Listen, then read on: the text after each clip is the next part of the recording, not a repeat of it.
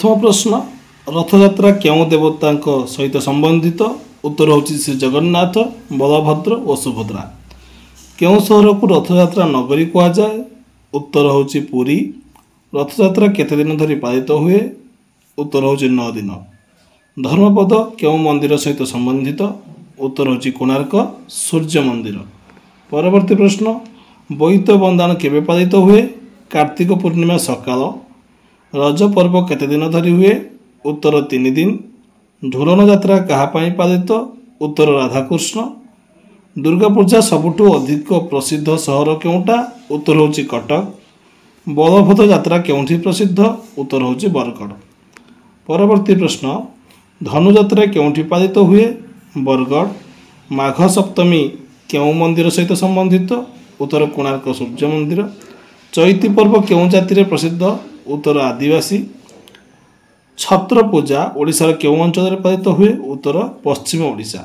परवर्ती प्रश्न मकर संक्रांति दिने कौन पिठा करा जाए मकर चावल पिठा तिल पिठा इत्यादि करा जाए। शारदा पूजा केउ जिले में प्रसिद्ध उत्तर जगतसिंहपुर। कुमार पूर्णिमा केते बेले हुए आश्विन पूर्णिमा। कालीजाई पूजा केउठी प्रसिद्ध उत्तर होची बलांगीर। छत्र पूजा केउ प्रकार पर्व उत्तर होची ग्राम्य देवी पर्व पूजा। परवर्ती प्रश्न मंडल पर्व केउठी पालित उत्तर होची कंधमाल जिला। पुष्पमेला कौन सहित संबंधित उत्तर होची पुष्प प्रदर्शनी। तापर परंपरा उपरे नवा प्रश्न 21 नंबर पट्टचित्र केउठी प्रसिद्ध रघुराजपुर।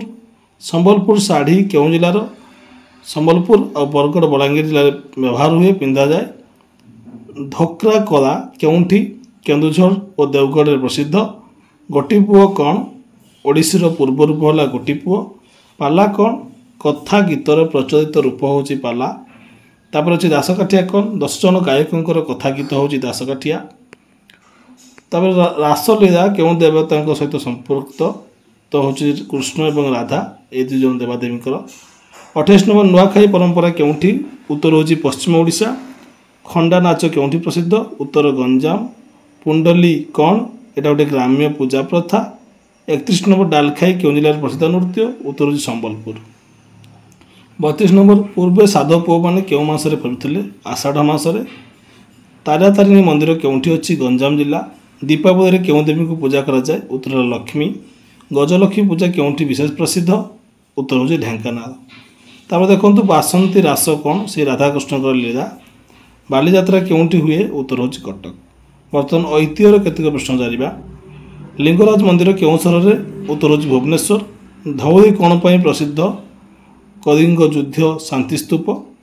उदयगिरी खंडगिरी कौन प्राचीन गुहा बा गुंफा। 41 नंबर चिलिका कौन पाई प्रसिद्ध पक्षी एवं डॉल्फिन पाई। राजाराणी मंदिर केउ सहर में भुवनेश्वर। मुक्तकेश्वर मंदिर कौन पाई प्रसिद्ध शिल्पकला। हीराकुद बंध कौन विश्वर दीर्घतम माटी बंध। धवलेश्वर कौन शिव मंदिर कटक। बिरजा मंदिर केउठी जाजपुर। संबलपुर कौन पाई प्रसिद्ध साड़ी संगीत। कलिंग युद्ध केबे होइतिला 261 बीसी बा ख्रीष्टपूर्व। भुवनेश्वर को कौन कह जाए मंदिर मालिनी नगरी आहरी मध्य कह जाए एकाम्र नगरी। कटक कौन पाई प्रसिद्ध दुर्गा पूजा बालीयात्रा। मयूरभंज कौन पाई प्रसिद्ध छऊ नृत्य। संस्कृति उपरे केते प्रश्न जानिबा। ओडिशार राज्य नृत्य कौन ओडिसी। महारी कौन देवदासी नृत्य। ओडिसी संगीतर पिता किए जयदेव। गीत गोविंद किए लिखिथिले सी भी जयदेव। गजल कौन संगीतर एक रूप। दंड नृत्य कौन वो केउठी प्रसिद्ध। दंड नृत्य होची शिवंकर भक्त मानकर गोटे नृत्य जोटा कि बालेश्वर जिले में प्रसिद्ध। चौतीसा कौन 34टी वर्णर गोटे कविता चौतीसा। देवदासी प्रथा केउठी अछि उत्तर होची पुरी। जगन्नाथ संस्कृति कौन उत्तर होची सर्वधर्म समानता। तब भागवत क्यों कवि कृति जगन्नाथ दास। शारदा दास कौन पाई प्रसिद्ध ओडिया महाभारत पाई। बलराम दास कौन पाई प्रसिद्ध दांडी रामायण पाई।